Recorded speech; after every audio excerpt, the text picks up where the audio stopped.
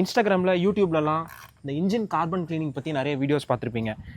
Engine carbon cleaning பண்ணால் காரோட power increase ஆகும், காரோட பெர்ஃபார்மன்ஸ் இன்க்ரீஸ் ஆகும், காரோட மைலேஜ் ஜாஸ்தி ஆகும், காரில் இருக்கிற வைப்ரேஷன் நாய்ஸு இதெல்லாம் கம்மியாகும், அப்புறம் காரோட பிக்கப் இன்க்ரீஸ் ஆகும். இந்த மாதிரி ஏகப்பட்ட வீடியோஸ் நீங்கள் இன்ஸ்டாகிராம் யூடியூப்லலாம் பார்த்துருப்பீங்க.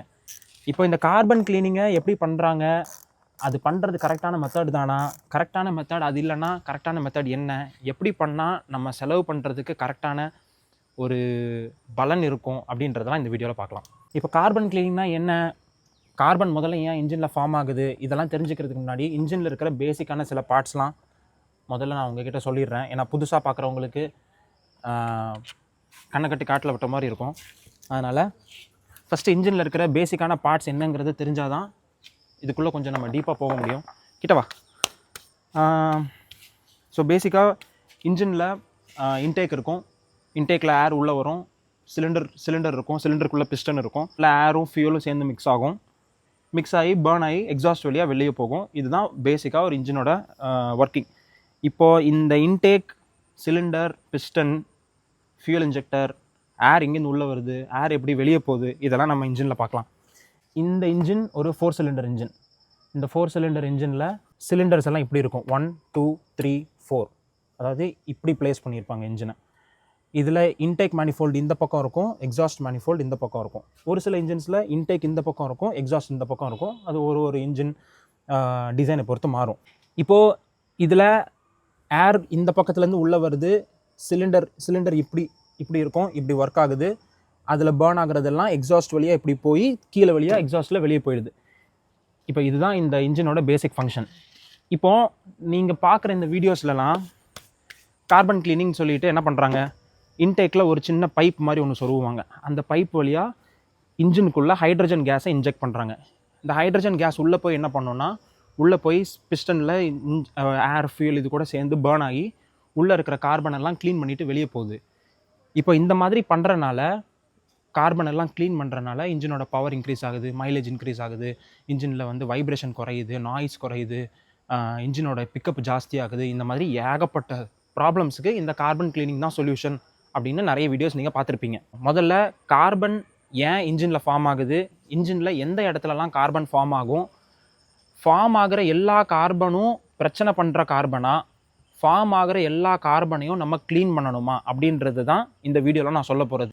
ஓகே, ஃபர்ஸ்ட்டு இன்ஜினில் ஒரு ஒரு ஒரு இன்ஜின் நம்ம எடுக்கும்போது கார்பன்ன்றது ஏன் ஃபார்ம் ஆகுது அப்படின்னா, ஏரும் ஃபியூல், அதாவது பெட்ரோலோ டீசலோ ஏதாவது ஒன்று பேர்ன் ஆகும்போது இந்த எக்ஸாஸ்ட் கேஸஸ் வருது இல்லையா, அந்த எக்ஸாஸ்ட் கேஸஸில் நிறைய சூட் பார்ட்டிகல்ஸ் இருக்கும். இந்த சூட்டில் என்ன இருக்கும்னா கார்பன் கெமிக்கல்ஸ் தான் இந்த சூட் ஃபுல்லாக இருக்கும். அதுதான் அந்த சூட்டுக்கு கருப்பான கலரை கொடுக்குறது. ஸோ இன்ஜின்குள்ளே ஃபுல்லாக எந்நேரமும் இப்போ பார்த்தாலும் இந்த பேர்னிங் நடந்துகிட்டே இருக்கிறனால, எக்ஸாஸ்ட் கேஸஸ் வெளியே வந்துகிட்டே இருக்கிறனால இன்ஜினுக்குள்ளே இருக்கிற காம்பனன்ட்ஸ் எல்லா இடத்துலையும் இந்த கார்பன் எங்கேயாவது போய் ஒட்டிக்கிட்டே இருக்கும். இப்போ இந்த கார்பனை ஏன் க்ளீன் பண்ணணும் அப்படின்னு சொல்கிறாங்கன்னா, கார்பன் ஒரு சில இடங்களில் டெபாசிட் ஆகும், ஒரு சில இடங்களில் கார்பன் வரும் போயிடும், இந்த மாதிரி நிறைய விஷயங்கள் இருக்குது. இந்த ரீல்ஸில் வீடியோஸ்லலாம் காமிக்கிறாங்கல்ல, இவங்க என்ன பண்ணுறாங்கன்னா, கரெக்டாக இந்த காரோட இன்டேக் எங்கே இருக்குன்னா இந்த இடத்துல இருக்குது. இன்டேக்கில் இப்படி ஏர் இது வழியாக உள்ளே வந்து இந்த பைப் வழியாக ஏர் உள்ளே போய் இங்கே ஏர் ஃபில்டர் இருக்கும், ஏர் ஃபில்டர் வழியாக இப்படி உள்ளே வந்து இங்கே டர்போ சார்ஜர் இருக்குது, டர்போ சார்ஜரில் கம்ப்ரெஸ் ஆகி இன்டர்கூலருக்கு போய், இன்டர்கூலர் இங்கே இருக்குது, இன்டர்கூலரில் கூல் ஆகி இங்கேருந்து இப்படி வந்து இந்த ஹோஸ் வழியாக இப்படி போய் பின்னாடி மேனிஃபோல்டுக்கு, இன்டேக் மேனிஃபோல்டுக்கு இப்படி போகுது. இதுதான் ஒரு ஏரோட ஃப்ளோ. இப்போ இந்த கார்பன் கிளீனிங் மெத்தடில் என்ன பண்ணுறாங்கன்னா, இந்த ஹோஸை கழட்டிடுவாங்க ஏர் ஃபில்டருக்கு. அப்புறம் இந்த ஹோஸ்க்குள்ளே ஒரு சின்ன டியூப் மாதிரி சொருவி ஹைட்ரஜன் கேஸை உள்ளே இன்ஜெக்ட் பண்ணுறாங்க. ஹைட்ரஜன் கேஸ் என்ன பண்ணும், இப்படியே போய் டர்போக்குள்ளெல்லாம் போய் இப்படி போய் கடைசியில் மேனிஃபோல்டுக்குள்ளே போய் சிலிண்டருக்குள்ளே ஃபியூலோட சேர்ந்து பேர்ன் ஆகி சிலிண்டருக்குள்ளே இருக்கிற கார்பன், சிலிண்டர் வாலை சுற்றி இருக்கிறது, அதாவது சிலிண்டர் வந்து இப்படி இருக்கும், பிஸ்டன் வந்து இப்படி, ஒரு நிமிஷம், இதுதான் என் கை தான் சிலிண்டர்னு வச்சுக்கலாம், இதுதான் பிஸ்டன், இதுதான் பிஸ்டனோட க்ரௌன்னு வச்சுக்கலாம். இப்போது பிஸ்டன் இப்படி போயிட்டு வரும். இப்போது இவங்க என்ன பண்ணுறாங்க, இப்போ ஃபியூல் இன்ஜெக்டர் இங்கே இருக்குன்னு வச்சுக்கலாம். இப்போ ஹைட்ரஜன் கேஸ் இப்படி இன்ஜெக்ட் பண்ணுறாங்க, ஃபியூல் இன்ஜெக்ட் ஆகுது, ஏர் வருது, இந்த ஏர், ஃபியூவல், ஹைட்ரஜன் கேஸ் இது மூணும் சேர்ந்து உள்ளே பேர்ன் ஆகுது. இப்போ பேர்ன் ஆகும்போது என்ன ஆகும்னா, இது சிலிண்டர் வால், இது பிஸ்டன், அப்புறம் மேலே வால்வ்ஸ் இருக்கும், எக்ஸாஸ்ட் வால்வ் இருக்குது, இன்டேக் வால்வ் இருக்குது. இது எல்லாமே உள்ளே நடக்குது, சிலிண்டருக்கு உள்ளே. இப்போ நம்ம சிலிண்டருக்கு உள்ளே இருக்கோம்னு நினச்சிக்கலாம். இப்போ இது உள்ளே பேர்ன் ஆகும்போது என்ன ஆகும்னா, இந்த சிலிண்டர் வாலில் மைல்டாக ஒட்டிகிட்டு இருக்கும் கார்பன். அதாவது மைக்ரோமீட்டர் திக்னஸில் இருக்கும், கண்ணால் பார்த்தா தெரியாது, பட் மைல்டாக ஒரு சின்னதாக கார்பன் ஒட்டிகிட்டு இருக்கும் சிலிண்டர் வாலில். இந்த பிஸ்டனுக்கு மேலே கொஞ்சம் கார்பன் கருப்பு கலரில் ஒட்டிகிட்டு இருக்கும். இது எல்லாத்தையும் அதை என்ன பண்ணோம்னா ஃபுல்லாக வலிச்சு பேர்ன் ஆகிறனால ஃபுல்லாத்தையும் வலிச்சு எக்ஸாஸ்ட் வழியை எடுத்துகிட்டு போயிடும். இதை தான் அவங்க கார்பன் கிளீனிங் அப்படின்னு சொல்லிட்டு பண்ணுறாங்க. இப்போ இதில் என்ன பிரச்சனை? இப்போ இந்த மாதிரி கார்பன் கிளீனிங் பண்ணுறதுல என்ன பிரச்சனை அப்படின்னு பார்க்குறதுக்கு முன்னாடி, கார்பன் ஆக்சுவலாக இன்ஜினில் எங்கே டெபாசிட் ஆகுது, எங்கே டெபாசிட் ஆகிற கார்பன்னால் இன்ஜினுக்கு உண்மையாகவே பிரச்சனை வரும், எந்த கார்பன்னால் உண்மையாகவே இன்ஜினோட பவர் டெலிவரி கம்மியாகும், இன்ஜின் மிஸ்ஃபயர் ஆகும், இன்ஜின் கொஞ்சம் ரஃப்பாக பிஹேவ் பண்ணும் அப்படின்றத பார்க்கணும். இது தெரிஞ்சுக்கிறதுக்கு இன்ஜினோட இன்னொரு சில ஃபங்க்ஷன்ஸ்லாம் நம்ம தெரிஞ்சுக்கணும். இதில் முதல் விஷயம் இஜிஆர். டீசல் இன்ஜின்ஸ்லாம் எக்ஸாஸ்ட் கேஸ் ரீசர்க்குலேஷன் அப்படின்னு ஒரு சிஸ்டம் ஒன்று இருக்குது. இந்த இஜிஆர்ன்றது எல்லா டீசல் இன்ஜின்ஸ்லையும் இருக்கும். இது என்ன பண்ணோம்னா, எக்ஸாஸ்ட் கேஸஸில் கொஞ்சோண்டு எடுத்து இன்டேக் மேனிஃபோல்டில் திரும்ப போட்டு இன்டேக்கில் திரும்ப சிலிண்டரில் பர்ன் பண்ணி திரும்ப வெளியே அனுப்போம். இதுக்கு என்ன காரணம், ஏன் இந்த மாதிரி எக்ஸாஸ்ட்லேருந்து திரும்ப ரீசர்க்குலேட் பண்ணணும் அப்படின்னா, எமிஷன் நார்ம்ஸை கண்ட்ரோல் பண்ணுறதுக்கு. இப்போ நம்ம இந்த ஆட் ப்ளூ இதெல்லாம் கொண்டு வந்திருக்கோம்ல, கேட்டலிட்டிக் கன்வெர்ட்டர், இந்த டிபிஎஃப் இதெல்லாம் புதுசாக இந்த BS6 கொண்டு வந்த மாதிரி BS2 இல்லை BS3 கொண்டு வந்த சிஸ்டம் தான் இந்த இஜிஆர். பேசிக்லி எமிஷன் நார்ம்ஸை கண்ட்ரோல் பண்ணணும், எக்ஸாஸ்ட்டில் வர்ற கேஸஸில் இருக்கிற நச்சு பொருட்களெல்லாம் குறைக்கணும். இதுக்கு தான் இந்த இஜிஆர் சிஸ்டம்ன்றதை வச்சுருப்பாங்க. இப்போ இந்த இஜிஆரில் என்ன பிரச்சனை அப்படின்னா, எக்ஸாஸ்ட் கேஸில் நிறைய இந்த சூட் பார்ட்டிகல்ஸ் இருக்கும். இதை திரும்ப இன்டேக்கில் போடும்போது என்ன ஆகும்னா, இன்டேக் மேனிஃபோல்டில் நிறைய இந்த கார்பன் அக்யூமுலேட் ஆகிட்டே வரும். கருப்பாக இருக்கு. இன்டேக்கில் ஆக்சுவலாக ஃப்ரெஷ் ஏர் தான் உள்ளே வந்துகிட்டே இருக்கணும். ஆனால் இங்கேருந்து அந்த கருப்பான ஏர்லாம் திரும்ப வந்து இதுக்குள்ளே சேர்றனால இந்த இன்டேக் மேனிஃபோல்டுன்றது, இங்கே வா,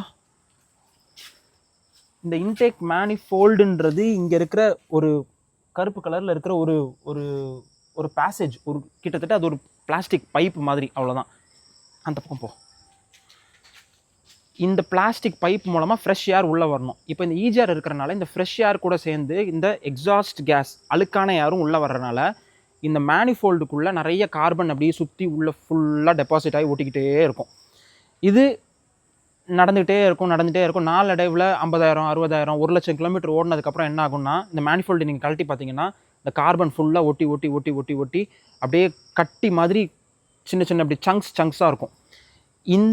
இந்த கார்பன் டெபாசிட் ஆகிறது என்ன ஆகும்னா அப்படியே இருக்கும், அது பேர்ன் ஆகாது, எதுவுமே ஆகாது. பிகாஸ் அது மேனிஃபோல்டில் இருக்குது இல்லையா, ஏர் பாஸ் ஆகிற இடத்துல போயிட்டு நம்ம தூசி செவுறு மேலே அந்த தூசி பட்டு அந்த ஒட்டடை இருக்கும்ல செவுரில், அந்த மாதிரி ஒட்டடை மாதிரி சேர்ந்துக்கிட்டே இருக்கும்.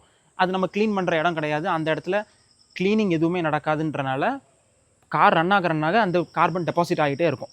இப்போ இது டெபாசிட் ஆகிறனால என்ன பிரச்சனை அப்படின்னா, இப்போ இன்டேக் மேனிஃபோல்டோட வால்யூம் இவ்வளோ இருக்குன்னு வச்சுக்கலாம், இவ்வளோ வால்யூமில் ஏர் உள்ளே போகுதுன்னு வச்சுக்கலாம்.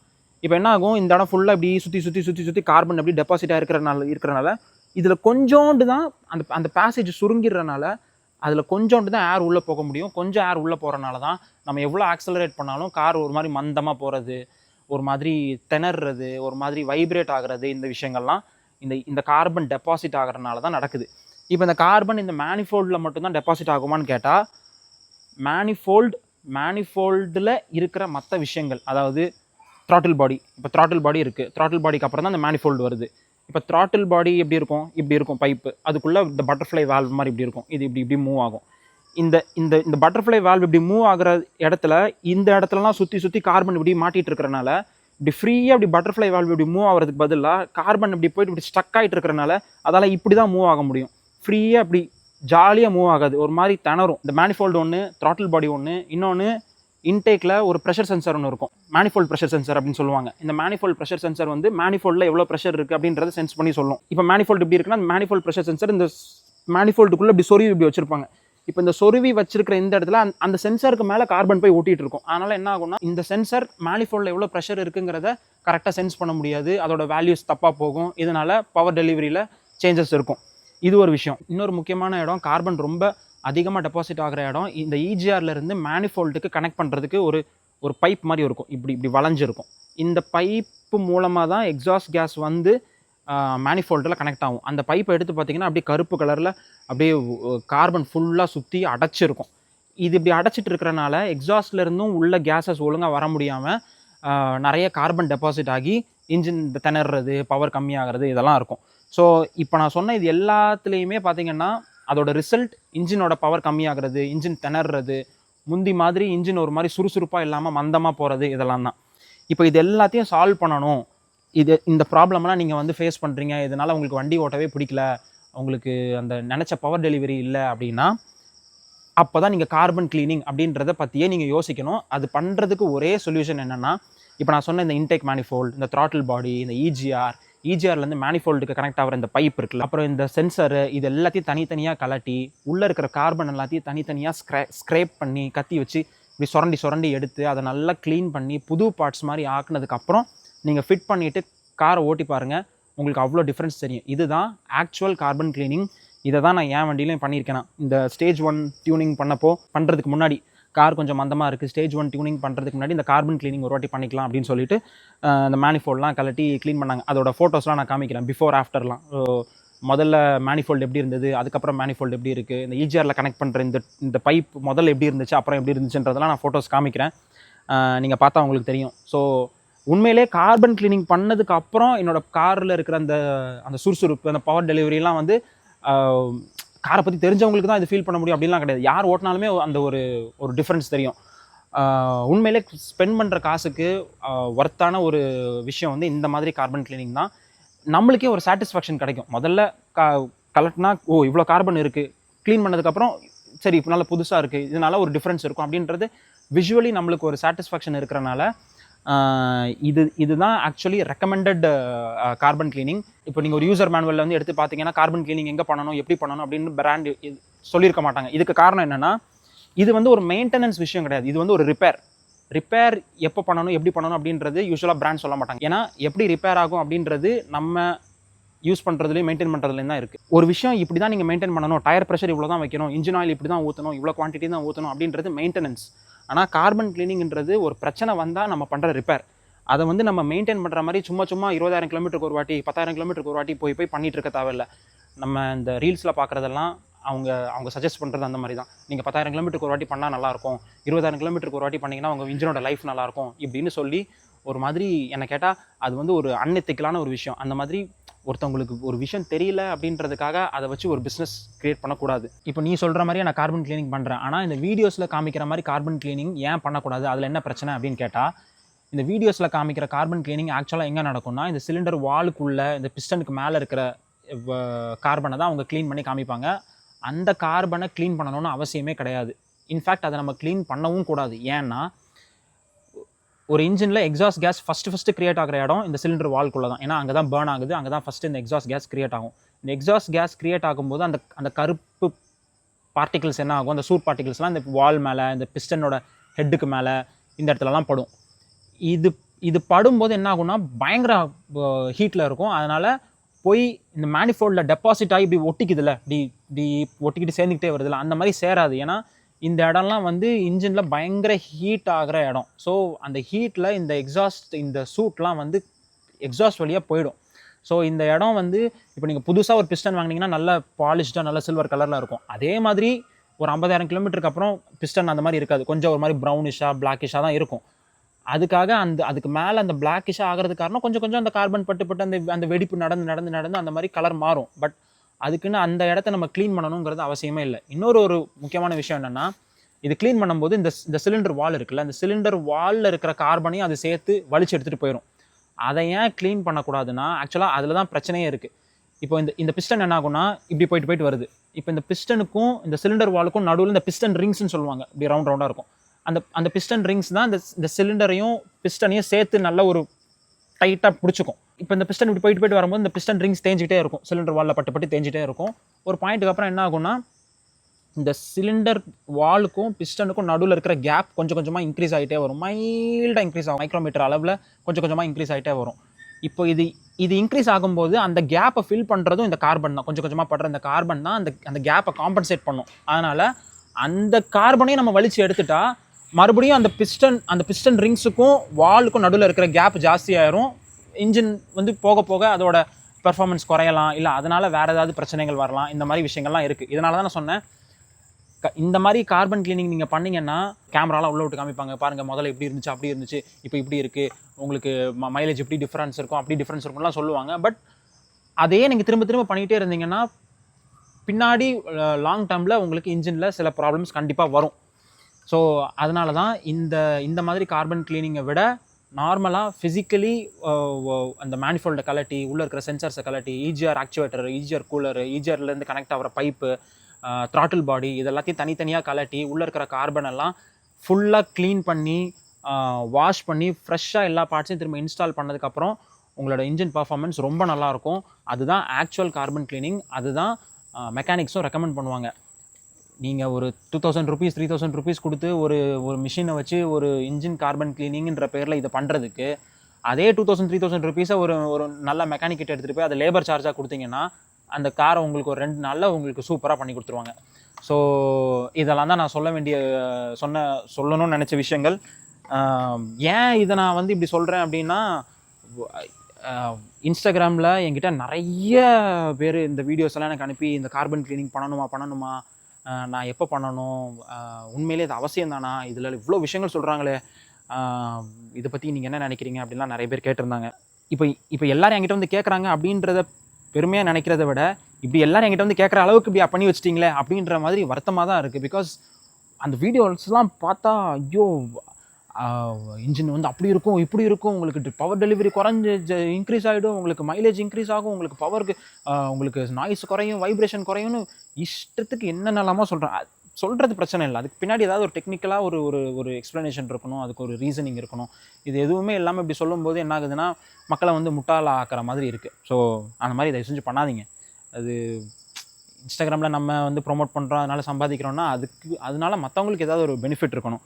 But this is a good chance for me இந்த விஷயத்தை எக்ஸ்பிளைன் பண்ணுறதுக்கு.